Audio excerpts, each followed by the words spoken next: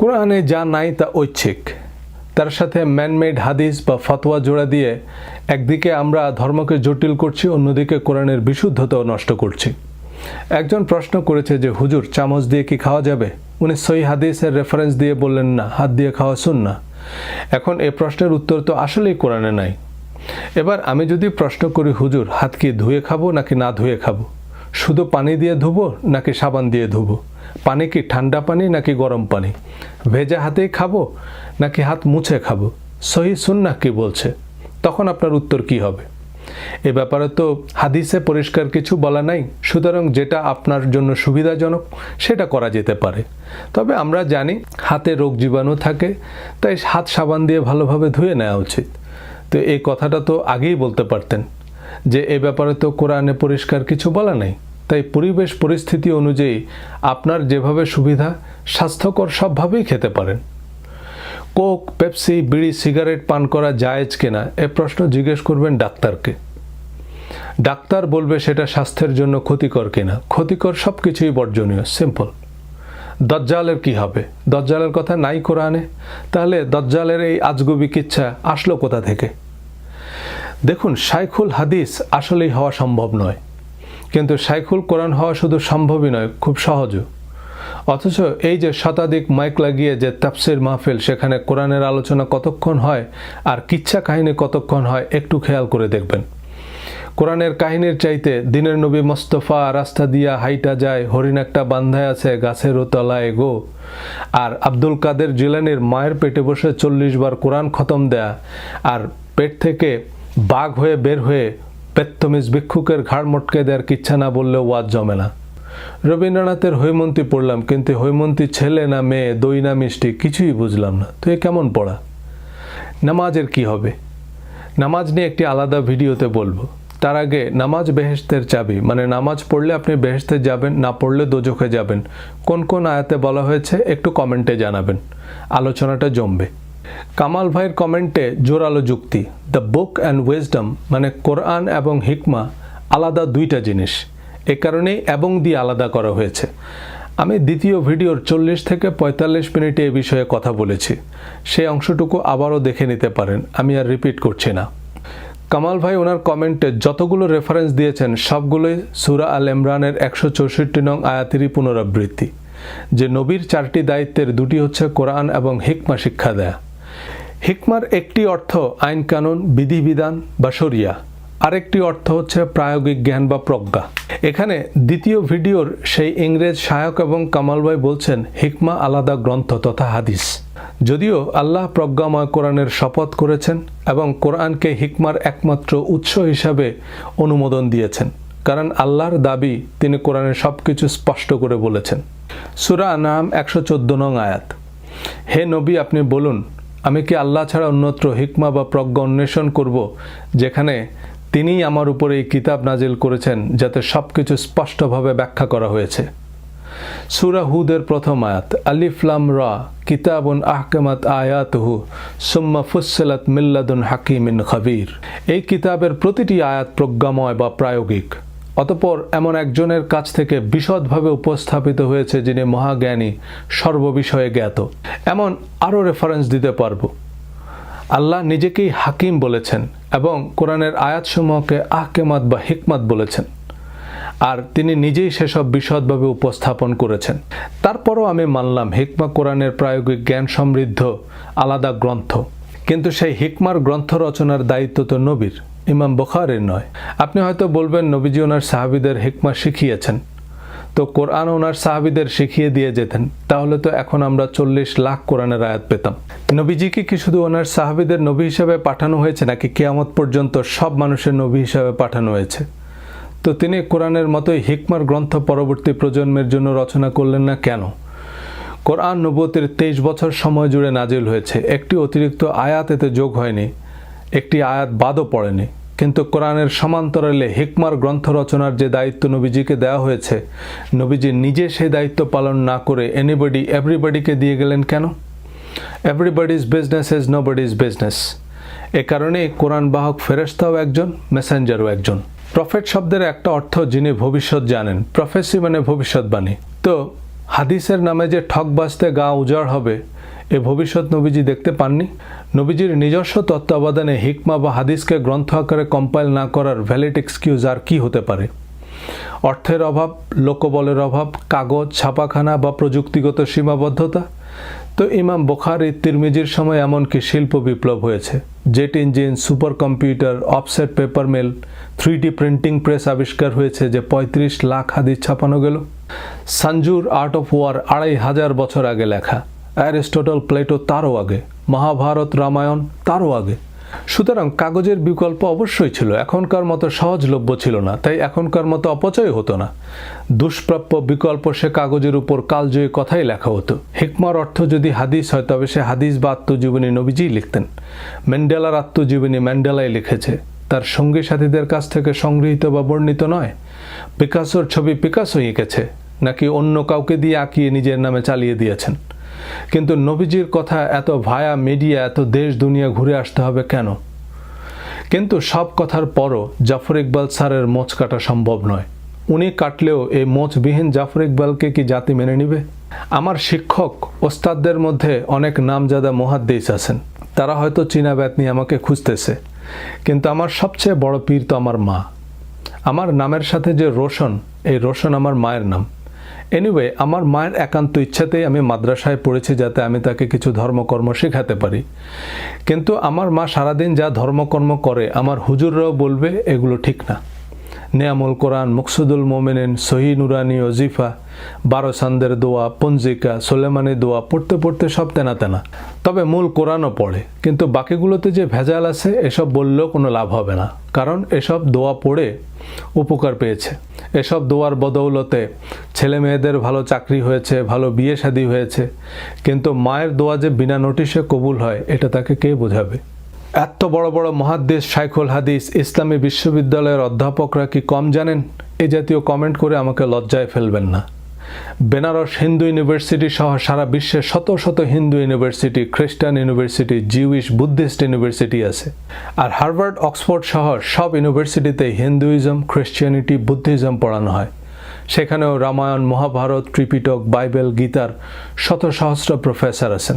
Medina university বা আল আজহারের PhD সত্যতার মানদণ্ড নয়।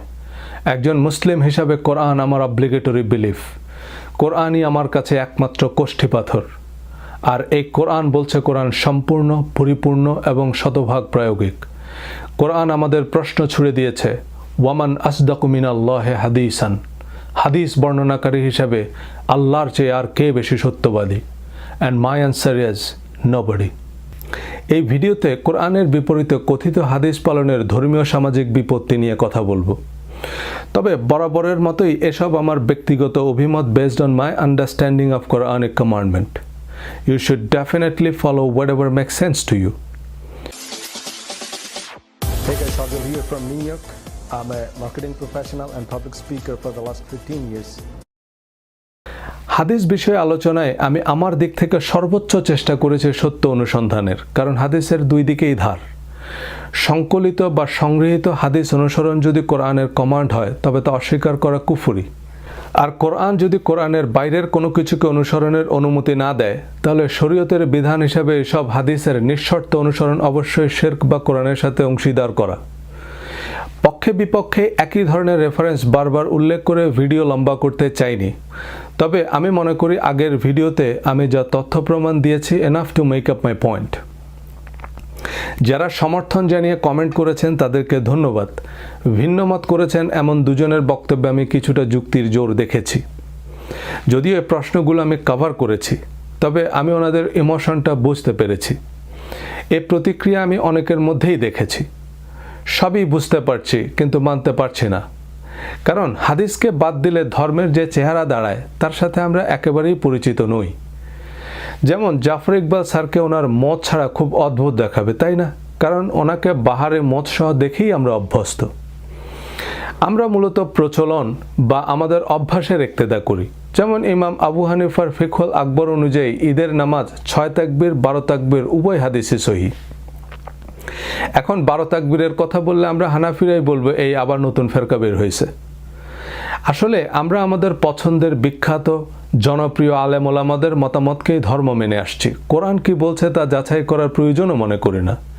কিন্তু ধর্মীয় যে কোনো বিষয়ে আমি তুমি বা তার কথা নয়, চূড়ান্ত হচ্ছে একমাত্র কোরআনের কথা। হাদিসের পক্ষে সবচেয়ে কনভিন্সিং লজিক হচ্ছে আমাদের প্রধান ইবাদত এবং বেহেশতের চাবি হচ্ছে নামাজ। এই নামাজ আপনি হাদিস ছাড়া কিভাবে পড়বেন? কোরআনে তো এর ডিটেল নেই। তাছাড়া কোরআনে কিছু সুপার ন্যাচারাল বিষয় যেমন জিন, ফেরেশতা ইত্যাদি হাদিস ছাড়া কিভাবে ব্যাখ্যা করবেন? দজ্জালের কথা তো কোরআনে নাই, তো এই হাদিস ছাড়া এই দজ্জালের কি হবে? অর্থাৎ কোরআনের তাফসির, ব্যাখ্যা, বিশ্লেষণ, হিকমা বা প্রায়োগিক জ্ঞান হিসাবে হাদিসকে মেনে নিতে বলা হচ্ছে। দ্বিতীয় ভিডিওতে কোরআনের সুস্পষ্ট আয়াতের ভিত্তিতে সন্দেহাতীতভাবে প্রমাণ করতে পেরেছি যে কোরআন clear, complete, detailed and ready to apply. নবীজির সিরাত ও সুন্নাতের নির্ভুল নির্ভেজাল বিবরণ সমৃদ্ধ, আর কোরআনের বাইরে আর কোনো কিছুকে শরিয়া বা হিকমার উৎস হিসেবে অনুমোদন দেয় না। এমনকি কোরআনের আয়াতকেই হাদিস বলেছে। সূরা তুর আয়াত 34, ফালিয়াতু বিহাদিসে মিসলিহি, তবে তাদের এমন একটি হাদিস অর্থাৎ আয়াত তৈরি করতে বলো। সূরা নিসা আয়াত 87, ওয়ামান আসদাকু মিনাল্লাহি হাদিসান, হাদিস বর্ণনাকারী হিসেবে আল্লাহর চেয়ে আর কে বেশি সত্যবাদী? প্রথম ভিডিওতে বলেছি যে ঐতিহাসিক ধারা বিবরণী বা উচ্চতর গবেষণার জন্য তাত্ত্বিক বা পণ্ডিতদের জন্য হাদিস প্রযোজ্য হতে পারে, কিন্তু শরীয়তের বিধান হিসাবে নয়। ঐতিহাসিক সত্য পত্রিকা বা টিভি নিউজ আদালতে অ্যাডমিসিবল নয়। অর্থাৎ এটা সাধারণ সত্য, চায়ের আড্ডায়, টিভি টক শোতেও প্রযোজ্য হতে পারে বা প্রকৃত সত্য উদ্ঘাটনের সহায়ক হতে পারে, কিন্তু লিগ্যাল এভিডেন্স হিসাবে নয়। তারপরও হাদিস মানলে ক্ষতি কি?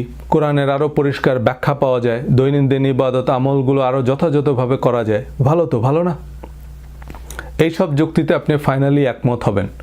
অতঃপর দেখবেন অসংখ্য হাদিস এবং হাদিস ভিত্তিক সিদ্ধান্ত কোরআন বিরুদ্ধ, কোরআনের সাথে সামঞ্জস্যহীন বা অতিরঞ্জন, ইসলামের মৌলিক নীতির পরিপন্থী। তবু যে কোনো মূল্যেই এই হাদিসগুলো জাস্টিফাই করতে হবে, কারণ প্রয়োজনে কোরআন অমান্য করা যেতে পারে, কিন্তু হাদিস অস্বীকার করলে সে কাফের।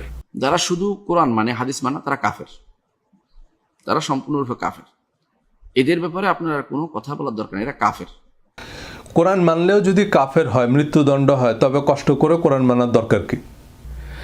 আচ্ছা, নবীজি ময়লার স্তূপে দাঁড়িয়ে দাঁড়িয়ে পেশাব করেছেন।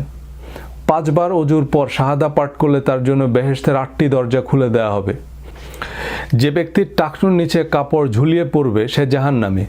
দজ্জালের এক চোখ কানা, আরেক চোখ পচা আঙ্গুরের মতো, আর তার এক হাতে বেহেশত, আরেক হাতে দোজক। এই সহিহ হাদিসগুলো কোরআনের কোন কোন আয়াতের তাফসির বা হিকমা? সহিহ আল বুখারীর হাদিস, হুইএভার চেঞ্জেস হিজ রিলিজিয়ন ফ্রম ইসলাম কিল হিম, অর্থাৎ কেউ ইসলাম ধর্ম ত্যাগ করলে তাকে হত্যা করো। এবার এর বিপরীতে আল্লাহর হাদিস শুনুন, ওয়াকুলিল হাক্কু মির রাব্বিকুম ফামান শাআ ফালইউমিন ওয়ামান শাআ ফালইয়াকফুর, and say the truth is from your Lord, so whoever wills let him believe and whoever wills let him disbelieve. আল্লাহ নবীকে বলতে বলেছেন যে, হে নবী, আপনি আপনার প্রভুর কাছ থেকে প্রাপ্ত সত্য বলুন, অতঃপর যার ইচ্ছা তাকে বিশ্বাস করতে দিন আর যার ইচ্ছা তাকে অবিশ্বাস করতে দিন।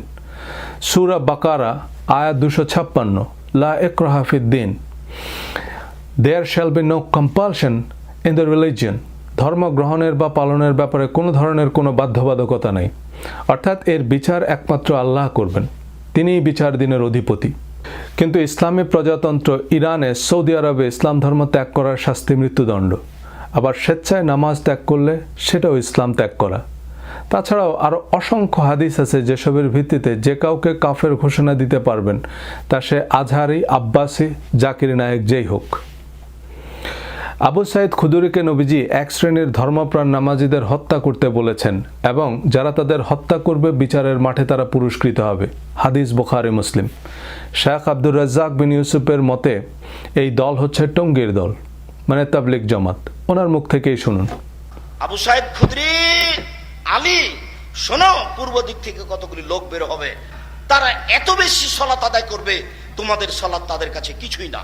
আবু সাইদ খুদরি, শোনো, তোমরা যদি তাদের পাও তাহলে তাদের হত্যা করো, এমন ভাবে হত্যা করবে আদ সমুদ্রকে যেভাবে ধ্বংস করে দেওয়া হয়েছে, ধূলিসাৎ করে দেওয়া হয়েছে, আদ সমুদ্রকে যেভাবে পৃথিবী থেকে একবারে সমূলে নষ্ট করা হয়েছে, এইভাবে তুমি তাদেরকে হত্যা করো।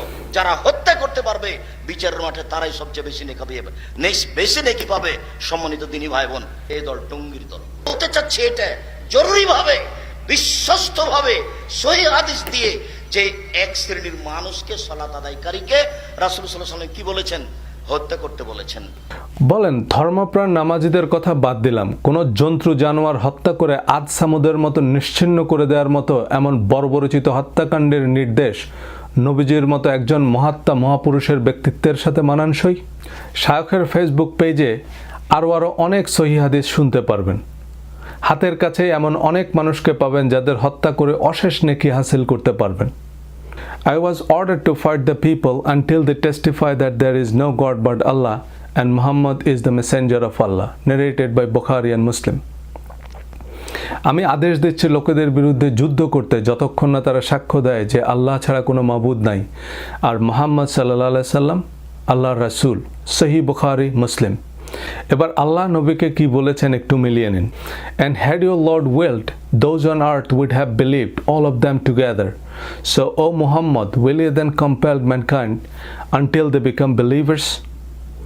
আপনার প্রভু চাইলে পৃথিবীর সব মানুষ একসাথে ঈমান আনত। হে মুহাম্মদ, তারপরও কি আপনি মানব জাতিকে বাধ্য করবেন যতক্ষণ না তারা ঈমান আনে? সূরা বাকারা আয়াত 190। And fight the way of Allah those who fight you, but transgress not the limits. Truly Allah likes not the transgressors. আল্লাহর পথে যুদ্ধ করো তাদের সাথে যারা তোমাদের সাথে যুদ্ধ করে, কিন্তু সীমা লঙ্ঘন করো না।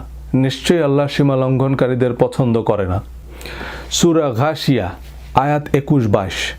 ফাযাক্কির ইন্নামা আনতা মুযাক্কির লাস্তা আলাইহিম বিমুসাইতির। So remind them, O Muhammad, you are only a reminder. You are not a dictator over them. সুতরাং হে মুহাম্মদ, আপনি তাদের স্মরণ করিয়ে দিন। আপনার কাজ স্মরণ করিয়ে দেয়, আপনি তাদের উপর ডিক্টেটর নন। মানে আপনি আপনার ইচ্ছা তাদের উপর চাপিয়ে দিতে পারেন না। The hadith that allow the killing of the person who curses and the insult the Prophet sallallahu alaihi wasallam. One of them is narrated by Bukhari and Muslim, another by Abu Dawud, another by Ibn Hisham. Now let's see what Quran says.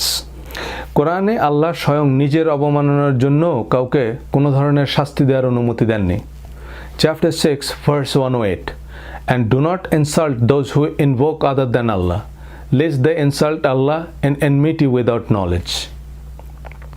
যারা আল্লাহ ছাড়া অন্য কারো উপাসনা করে তাদের অবমাননাকর কিছু বলবে না, পাছে তারা না জেনে শত্রুতাবশত আল্লাহর অবমাননা করে।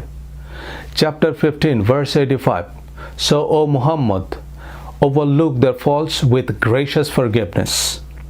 Chapter 43 verse 89, so O Muhammad, turn away from them and say salam or peace.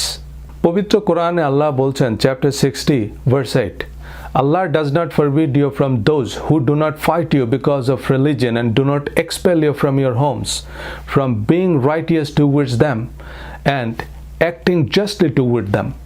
Indeed, Allah loves those who act justly. যারা ধর্ম বিশ্বাসের কারণে তোমাদের উপর আক্রমণ করে না এবং তোমাদের ঘর বাড়ি থেকে উচ্ছেদ করে না, তাদের সাথে উত্তম এবং ন্যায়সঙ্গত আচরণ করতে আল্লাহ তোমাদের বারণ করে না।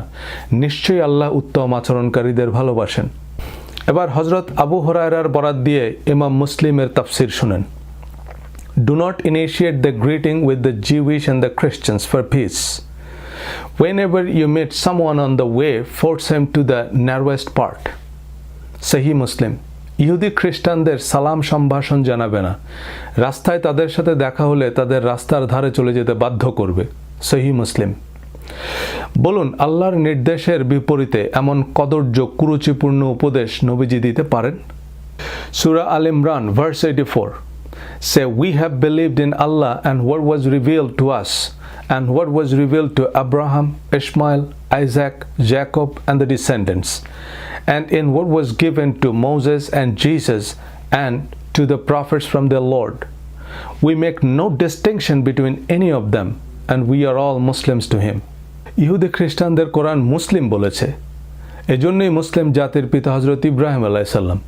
এই ডেফিনেশন পরিষ্কার করে তারপর আল্লাহ বলেছেন, ইন্নাদ দীনা ইনদাল্লাহিল ইসলাম, আল্লাহর নিকট অনুমোদিত ধর্ম হচ্ছে ইসলাম, যার মধ্যে ইহুদি, খ্রিস্টান, অন্য সবাই অন্তর্ভুক্ত। অথচ কোরআন আর আপনার মাঝে হাদিসের দেয়াল তুলে আপনাকে বোঝানো হচ্ছে টঙ্গীর মুসল্লিদের হত্যা করলে আপনি আখেরাতে পুরস্কৃত হবেন। এমন জালিয়াতি বেদ বাইবেল নিয়ে হয়েছে। সাধারণ মানুষকে বেদ বাইবেল থেকে দূরে রেখে ক্লেরিক্যাল ক্লাস বা রিলিজিয়াস এলিটরা সতীদাহ বা উইচ হান্টিংয়ের নামে সক্রেটিস, ব্রুনোর মতো কত দীপশিখা নিভিয়ে দিয়েছে, কত তরতাজা ফুল স্বামীর চিতায় জ্বালিয়ে দিয়েছে। তারপর রাজা রামমোহন রায়, বেদ এবং মার্টিন লুথার কিং বাইবেলকে সাধারণ মানুষের বোধগম্য করে অনুবাদ করলেন সে অন্ধকারে আলো জ্বালাতে। পবিত্র কোরআনও কোনো মাওলানা মুফতি বাংলায় অনুবাদ করেনি, করেছেন ভাই গিরিশচন্দ্র সেন। রাজা রামমোহন আর লুথার কিংয়ের কপালেও নাস্তিক্যের অপবাদ জুটেছে। কিংকে প্রাণ দিতে হয়েছে খ্রিস্টান উগ্রবাদীদের গুলিতে। মুক্তির মন্দির ও সোপান তলে কত প্রাণ হলো বলিদান, লেখা আছে অশ্রু জলে। হাদিসের কুয়াশাচ্ছন্ন অন্ধকারে এখন ইসলামের সেই অসময়। কোরআনের নির্ভেজাল ইসলামের সারল্য এবং সৌন্দর্য দেখলে আপনি আসলেই অভিভূত হবেন। সামনের ভিডিওগুলোতে আলোচনা করব ইনশাল্লাহ।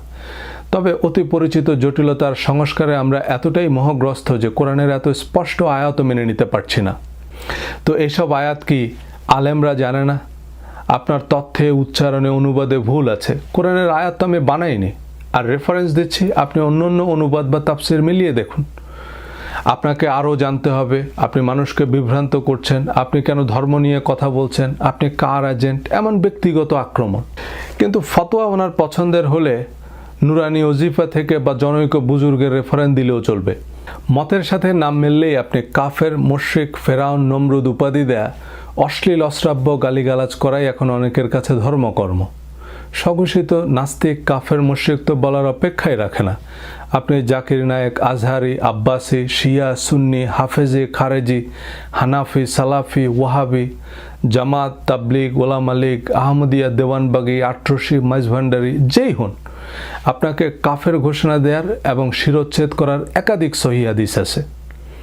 শুধু একবার ওনাদের হাতে ক্ষমতা দিয়েই দেখুন হাদিস কত প্রকার ও কি কি টের পাবেন। এই মিজানুর রহমান আজহারিকে অবিলম্বে মাননীয় প্রধানমন্ত্রী যেন তার ফাঁসির ব্যবস্থা করে কথা বলেন, ঠিক কিনা?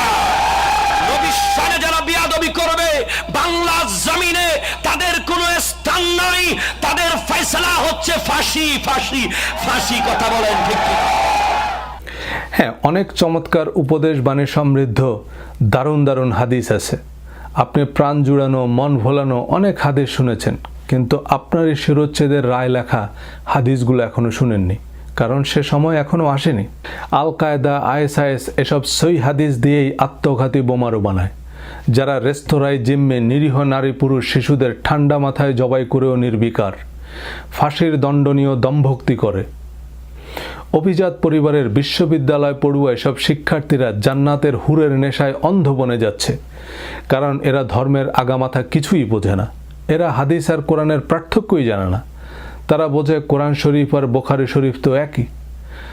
হাদিস এবং কোরআনের পার্থক্য জানা প্রকৃত আলেম বা মাদ্রাসার শিক্ষার্থীরা জঙ্গি হয় না, কারণ ও জানে নারকেলের কোনটা খেতে হয় আর কোনটা দিয়ে জাজিম বানাতে হয়। বড় বড় আলেমরাও এ ব্যাপারে একমত, কিন্তু আলেমদেরও অনেক প্রতিবন্ধকতা আছে। দল, মত, পক্ষ বিপক্ষ, স্বার্থের দ্বন্দ্ব বা নানান রকমের হুমকি আছে। চাইলে সব সত্য বলতে পারেন না। আমরা আসলে একটা দুষ্ট চক্রে আটকা পড়েছি। অতি উৎসাহী কিছু গোষ্ঠী আছে যারা প্রকারান্তরে কোরআন অস্বীকার করবে, কিন্তু তাদের স্বার্থ সংশ্লিষ্ট হাদিস নিয়ে সন্দেহ করা যাবে না। আমি ওয়াজ ইমামতি করি না, নিরাপদ দূরত্বে আছি। আমি যে কথাগুলো বলছি কোনো মাওলানা মুফতি চাইলেও বলতে পারবেন না। ওনারা অনেক ক্ষেত্রেই বেশ নিরুপায়। হাদিসের মোড়কে নবীজির নামে নির্লজ্জ মিথ্যাচারের সপক্ষে আমরা কত যুক্তির জোর দেখাচ্ছি, সে হুঁশটুকু আমাদের নেই। সূরা নিসা আয়াত 6, and test the orphans in their abilities until they reach marriageable age. If you perceive in them sound judgment, release their property to them. এবং তোমরা এতিমের সামর্থ্য পরীক্ষা করো যতক্ষণ না তারা বিবাহের বয়সপ্রাপ্ত হয়। যদি তোমরা তাদের মধ্যে কিছু বিচার বিবেচনা বোধ লক্ষ্য করো, তবে তাদের সম্পত্তি তাদের নিকট হস্তান্তর করো। এই আয়াত অনুযায়ী ম্যারেজেবল এজ হচ্ছে সাউন্ড জাজমেন্ট তৈরি হওয়ার পরে। আমেরিকায় 12 বছর পর্যন্ত বাচ্চাদের হাত ধরে স্কুলে দিয়ে আসতে হবে এবং নিয়ে আসতে হবে। সার্বক্ষণিক বয়স্ক কাউকে সাথে থাকতে হবে, নইলে বাবা মাকে জেলে যেতে হবে। কারণ 12 বছরের আগ পর্যন্ত তার মিনিমাম জাজমেন্ট তৈরি হয় না। আর বিয়ের মতো জীবনের এত গুরুত্বপূর্ণ সিদ্ধান্ত নেয়ার বয়স তারও পরে। এবার এই আয়াতের তথাকথিত তাফসির বা হিকমা জেনে নিন সহিহ বুখারী, মুসলিম এবং আলবানী থেকে।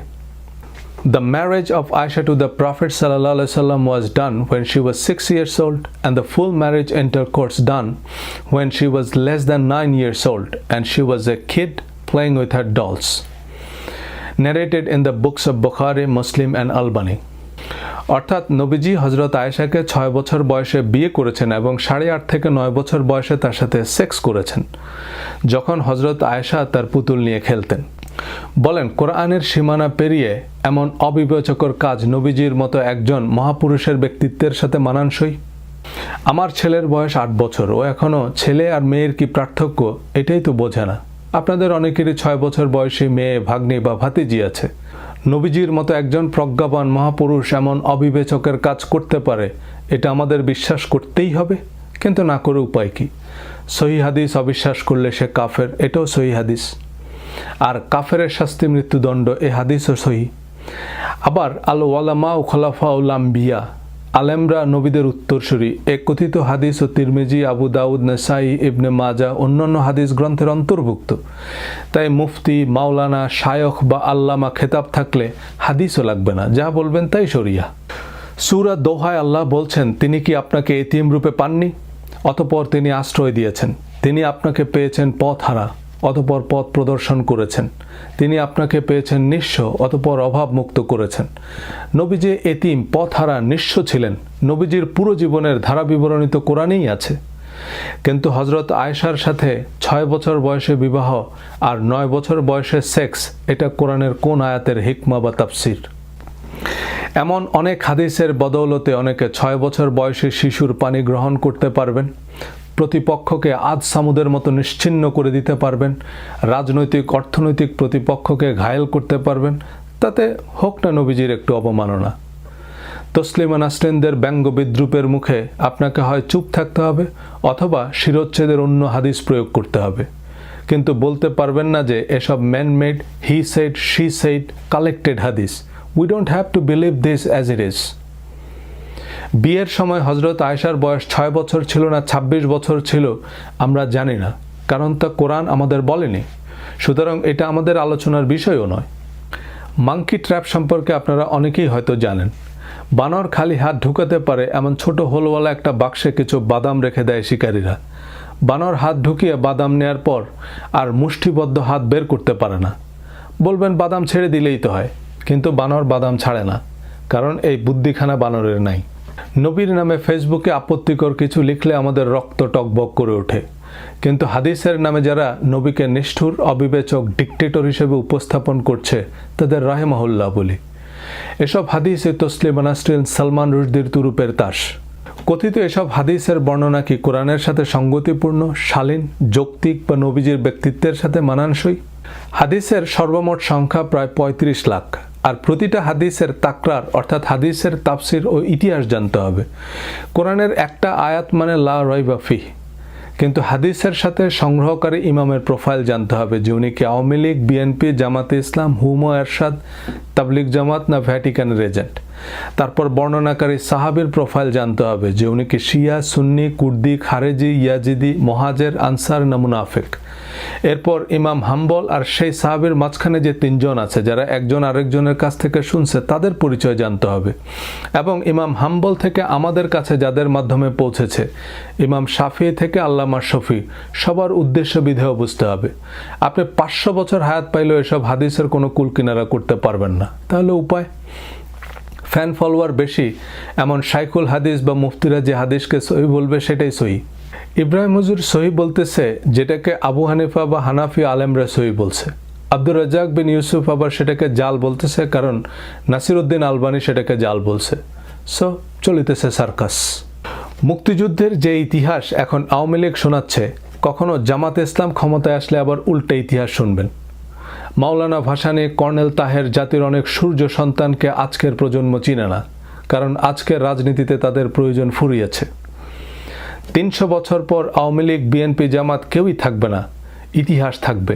কিন্তু সেই ইতিহাসের কোন লাইন কে কী কারণে লিখেছে তা বোঝার সাধ্যকার। এমনই শিয়া, সুন্নি, কুর্দি, তুর্কি, ইংরেজ, ওলন্দাজ, ফরাসি যারাই যখন ক্ষমতায় ছিল যার যার সুবিধা মাফিক হাদিস পয়দা করেছে। সেসব শাসক সাম্রাজ্য নাই, কিন্তু হাদিস আছে। একমাত্র ওহির জ্ঞান ছাড়া 1400 বছর আগের নির্ভুল সত্য জানা বা বিশ্বাস করা কিভাবে সম্ভব? এনিওয়ে, আমি ঢাকা আলিয়া মাদ্রাসায় পড়েছি। এই আলিয়া মাদ্রাসা ব্রিটিশরা প্রতিষ্ঠা করেছে এবং পুরো ব্রিটিশ শাসন আমলে আলিয়া মাদ্রাসার সব অধ্যক্ষরা ছিল খ্রিস্টান পাদ্রী। শুধু আলিয়া মাদ্রাসাই না, মাদ্রাসা বোর্ড, মাদ্রাসার সিলেবাস, পাঠ্য বই ছাপানো সব কিছুই ছিল ব্রিটিশ কর্তৃপক্ষের নিয়ন্ত্রণে। পুরো মুসলিম জাহান একসময় ব্রিটিশ সাম্রাজ্যের প্রত্যক্ষ পরোক্ষ উপনিবেশ ছিল। আল আজহার সহ সব বড় বড় ইসলামী ইউনিভার্সিটির পাঠ্যক্রম তখন ব্রিটিশরা নিয়ন্ত্রণ করত। এ সময় ইসলাম ধর্মকে পলিউট করা হয়। মুসলমানদের বিভ্রান্ত, বিভক্ত করার জন্য দাড়ি, টুপি, হিজাব, নেকাব, হাস্যকর অযৌক্তিক কিচ্ছা কাহিনী, দোয়া, তাবিজ, তসবিহ নির্ভর ধর্মের নামে মুসলমানদের কোরআনের মহাসড়ক থেকে ডেড এন্ড এক্সিট দেখিয়ে দেওয়া হয়। মুসলমানদের শিল্প, সাহিত্য, সংস্কৃতি, ব্যাংকিং, বিজনেস, জ্ঞান বিজ্ঞানের প্রতিযোগিতা থেকে সরিয়ে রাখতে সব ব্যবস্থাই করা হয়। জাগতিক সব কিছুই হারাম। একসময় খ্রিস্টানদের ভাষা ইংরেজি শেখা, দুনিয়াবি পড়াশোনাকেও হারাম বলা হয়েছে। টিভি, ইন্টারনেট, ফেসবুক, ইউটিউব কিছুদিন আগেও হারাম ছিল। মাইন্ড ম্যানেজমেন্ট সিরিজের একটি ভিডিওতে আলোচনা করব কিভাবে ব্রিটিশ উপনিবেশিক কারিকুলামের মাধ্যমে আমাদের ব্রেনকে কলোনিয়ালাইজড করা হয়েছে। কিন্তু শাসক আসে, শাসক যায়। সাম্রাজ্যের উত্থান পতন ভাঙাগড়ায় কোরআনের একটা আয়াত না কেউ মুছে ফেলতে পেরেছে, না নতুন আয়াত সংযোজন করতে পেরেছে। কারণ সারা পৃথিবীতে লক্ষ লক্ষ হাফেজ আছে কোরআনের। হাদিসের কয়জন হাফেজ আছে? আপনি না হয় 5000, 50,000 হাদিস মুখস্থ করবেন, কিন্তু হাদিস তো 35 লাখ বা তারও বেশি। এর তো কোনো শেষ নাই। ধরেন আমি একটা হাদিস গ্রন্থ লিখব, তো বুখারী, মুসলিম, তিরমিজি এসব হাদিস গ্রন্থের যেহেতু কপিরাইট এক্সপায়ার্ড, সো আমি জাস্ট মশহুর বা সহি 1050 হাদিস কপি পেস্ট করে নাম দিয়ে দিলাম মুসনাদ ইমাম সজল রোশন নিউ ইয়র্কের রহমতুল্লাহ আলাইহি। আর ভূমিকায় লিখে দিলাম যে আমি আওলাদে রাসূল বা সাহাবীদের বংশধরদের কাছ থেকে বহু কষ্টে পেটে পাথর বেঁধে এসব হাদিস সংগ্রহ করেছি। এর মধ্যে আমার নিজের কিছু মন গড়া মডার্ন হাদিস ঢুকিয়ে দিলাম, যাতে ডোনাল্ড ট্রাম্প সম্পর্কে নবীজির ভবিষ্যৎবাণী বা অ্যান্টার্কটিক মহাদেশের রূপকথা জুড়ে দিলাম। ভালো মার্কেটিংয়ের কল্যাণে একসময় বড় বড় শাইখুল হাদিসরা সহিহ সজল শরীফের উদ্ধৃতি দিয়ে হাদিস বর্ণনা করবে। অল্প যে কয়টা আমার বানানো হাদিস আছে সেগুলো সহি হয়ে যাবে। আপনি কিভাবে বুঝবেন কোনটা সহি কোনটা জাল? বেশিরভাগ হাদিস গ্রন্থই আপাত দৃষ্টিতে কপি পেস্ট। একই হাদিস ভিন্ন ভিন্ন রাবির নামে শুধু বুখারী শরীফেই আছে 500 বার। আবার বুখারী শরীফের বেশিরভাগ হাদিস হুবহু মুসলিম, তিরমিজি, মিশকাত, আবু দাউদ, মুয়াত্তা মালিক অন্য সব হাদিস গ্রন্থে আছে। যে হাদিস যত বেশি কপি পেস্ট বা ভাইরাল সেটা তত সহি, কারণ এতগুলো মানুষের কথা তো আর মিথ্যা হতে পারে না। এখনও ফেসবুকে পেঁয়াজ, রসুন নিয়ে যার যা খুশি লিখে নিচে হজরত মুহাম্মদ সাল্লাল্লাহু আলাইহি সাল্লাম বা সুনান আবু দাউদ লিখে দিলেন, বাস হাদিস হয়ে গেল। পুরনো জুতা জামার ছবি দিয়ে নবীজির জুতা মোবারক ক্যাপশন দিয়ে দিলেন, ব্যাস। সে আর সুবহানাল্লাহ কমেন্ট করার লোকের অভাব হবে না। এমন তেলাপোকার মতো সর্বভুক জাতিকে যে যার মতো ব্যবহার করতে পারবে। হাদিস কোরআনের তাফসির, তো হাদিসের তাফসির করবে কে? এই 7 সমুদ্র সেচে মণিমুক্ত এনে দিবে কে? কোনো কামেল পীরের মুরিদ হতে হবে। এভাবেই ঘোড়ায় চড়িয়া মর্দ হাঁটিয়া চলিল। ছিলের পিছনে দৌড়াবে, কিন্তু কোরআন পড়িয়া দেখিবে না যে সোজা সাপটা কি লেখা আছে। কোরআনের মিস্ট্রি ডিকোড করবে হাদিস, তো হাদিসের মিস্ট্রি ডিকোড করবে কে? কুইনাইন জ্বর সারাবে, তো কুইনাইন সারাবে কে? কোরআন কি প্রস্তর যুগের শিলালিপিতে নাজিল হয়েছে নাকি প্রাচীন মিশরীয় হায়ারোগ্লিফিক ল্যাঙ্গুয়েজে নাজিল হয়েছে? সমৃদ্ধ আন্তর্জাতিক ভাষায় নাজিল হয়েছে। কোরআন হাদিস দুটোই তো আরবি। আপনি কোরআন না বুঝলে হাদিস তো আরও বুঝবেন না। কোরআন সোজা বাংলায় পড়েন, ইংরেজি, বাংলা অনেক ভালো ভালো অনুবাদ আছে কোরআনের। কেউ একজন সুর করে তেলাওয়াত করে নিজের মতো তর্জমা বা তাফসির করলো, সেটাই শেষ কথা নয়। Check it yourself. আমি কোনো আল্লামা সেজে কথা বলছি না যাতে আমার কথা আপনি অবলীলায় বিশ্বাস না করেন। আমি কিছু প্রশ্ন তুলেছি, আপনি নিজেই সেসব প্রশ্নের উত্তর খুঁজতে থাকুন, যাচাই করুন, দেখুন কোরআন কি বলছে আর হাদিস কি বলছে, দরগা মাজার তরিকাই বা কি বলছে। Thank you